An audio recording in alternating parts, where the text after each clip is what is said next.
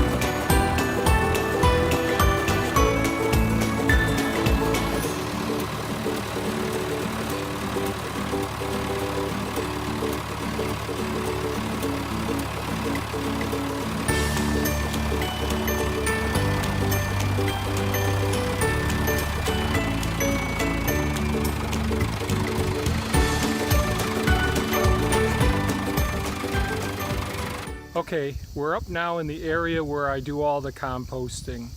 This pile right here behind me, it doesn't have the thermometers in it right now, but it's still an active composting pile. So this is the weed series composting pile. Friday, I went ahead and turned it, so 3 days ago. And the temperature isn't, all right, so we had at least 3.5 days. I hope the wind isn't gonna get bad now. We had 3.5 days where the temperature was above 145 degrees and below 160 degrees. So it got up to almost 160 degrees, about 159 degrees. I went ahead and turned it on Friday. It's becoming less active. We did have rain Sunday, yesterday.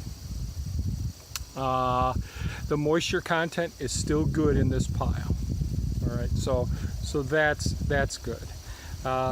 It'll probably continue to generate heat for another couple of weeks, but the composting, the goals of destroying weed seeds, destroying genetically modified bacteria and their remnants, their genes, the process of destroying potential pathogens, that's all been accomplished. There's still going to be biodegradation of some of the macro, the larger mother material, the straw components, the sawdust, wood chips, and some of the wood shavings, all of those materials, and some of the fibrous connective parts of the root material and the stalks from many of those large weeds that you saw that we put into this pile initially. So I think that ends this video series on the weed series. If there's more questions or comments, please leave them below. I'll make another video responding to that. The first large pile composting loaded with the dirt, that was over behind the camera right now. And I moved that yesterday, Sunday, September 3rd. It's quite heavy. There's still some heat being generated. Now this is the pile that we had trouble getting up to the thermophilic ideal aerobic composting levels. And you can go back to that video series to learn more about that. But I decided to turn it again because some weed seeds had blown in, landing on the surface because it's been inactive and uncovered. Ideally, keeping these piles covered is great. But I wanted to turn it because there's still biological activity going on. The microorganisms are still breaking down larger particles and making them into smaller particles. But I'm pretty darn happy with this pile, how it's turned out, considering that it never got up to those temperatures. I think it's been very effective. I'm not at all concerned about using it in our gardens and all. Now, the new composting components, we're going to go over there and we're going to talk about that lasagna type composting technique that we're going to be using for the rest of the season now. So hold on, we'll go over there. So Saturday, 2 days ago, I went and got the this pile of material from Purpose Farm, the place where I've been getting a lot of the material. There's very little dirt. They had it separated into basically a manure pile and a hay pile. I went ahead and combined them as I loaded them on the truck, and the reason for that is because to maintain a good balance when I'm loading the trailer for hauling it. If there's questions about that, I'll go over that, but I ultimately want it all mixed as I'm doing the composting process. But I want this pile to go a little bit slower. Why? Because this is going to be, this is the volume of manure and, you know, farm materials from animals, whether it's the hay, the straw, the manure, the feathers, all of those things from those multiple species at Purpose Farm. Now what's happened in the last couple of days, you'll see the temperature is already, we're up to 150 degrees, and I had this in two halves yesterday. I just put them together around 5-6 o'clock p.m. yesterday afternoon. And this morning I came up here and I took part of one edge of it. So we had rain here yesterday. You could see where I took it off from one edge here. You can see there's a large amount of hay in here. There's some manure in there as well. So it's very airy, very loose and open. Lots of oxygen get in there. You could see from the corn processing, there's actually a decomposing duck and a decomposing chicken in this pile, along with some of our kitty litter that we do, the compostable kitty litter, and I'll put a link in the upper right hand corner for an old video that I made on that a long time ago. And we've had some problems with coyotes, so that's what happened to one of the chickens here. And so I took that material from the edge of it and I laid it out.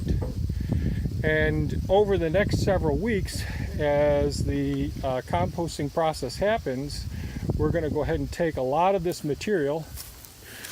And this material is, you know, like this is a cauliflower main stem stalk that comes up and gets very thick and fibrous. And so I'm going to do this as layers. So the lower layer is just that material that came off that composting pile. I'm going to go ahead and put another layer, thin layer on top of here, and we're going to be harvesting potatoes, which is loose and not very thick stem. We're going to be harvesting more corn. So So there's going to be the cobs and those large fibrous stalks that are 12, 13, sometimes 14 feet long and a couple inches in diameter. So we'll be making those layer after layer, and I'll be putting those layers in between. Okay, here's a bit of an update. As I recall, I'm recording this video over a couple of hour period of time, and I had the cauliflower remnants on top of a couple of yards of the hay and manure that I put behind me. I'm going to turn this around now. So what I did was, now right now we see weeds on here, but after the cauliflower plant material was laid out on top of the couple yards of the hay and manure, the stuff that came from this pile over here, I took 2 more yards of this and completely covered it up. Went right around the edges and all, and made sure I covered up all of the cauliflower garden leaves, all of that material. Then I decided, okay, I'm right here right now. I had to clean up some of the rocks that I've been storing at the end of this, rocks and bale twine from some of the composting that I've been doing over time with these 2 piles. And I said, geez, I've got to get this horseradish weeded, this horseradish row weeded. So I went down, pulled out lots of the weeds that were there, and here we are, all of these weeds, and decided I'm going to put those in the pile as well. So there's some trees 1/2 inch in diameter, so this is an ash tree. Here are some of the weeds. You can see some of the side roots that go out, and those will send up more weeds as time goes on. So we've got, now what I'm going to do is I'm going to put another layer. I'll put probably 2.5 yards on top of this from this pile, and then be ready for the next layer from the garden or weeds, whatever I choose next, just so I could start building the pile, slow the thermophilic process down a bit, and keep lots of aeration. All of these weeds being mismatched, going crisscross patterns. As you can see, the stems of all these all go in different directions. That's going to allow lots of air to get in this system, and we'll see how this goes. Okay, we're back. I just took 2.5 more yards of the material that was in the new material that's creating the compost pile, the manure and all. And again, I mentioned previously there were other materials, including corn cobs in here, and various other vegetable materials. One of the things I did when I was grabbing this, I exposed corn cobs here, and it's really important to be responsible when you're doing your composting. I don't want my dog or any other dogs or anyone to get an intestinal foreign body, which is one of the big concerns when you have got corn cobs around. Dogs will gobble those down, and it's an emergency surgical procedure to get those out of their digestive system. So I always cover those back up if I do expose them.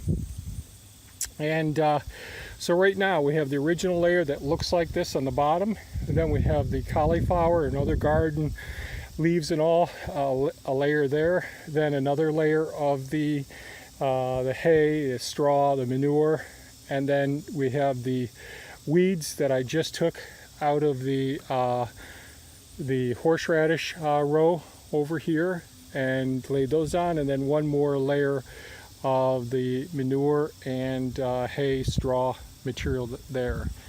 And it was steaming some because this pile, although very new, is coming up to temperature quite quickly.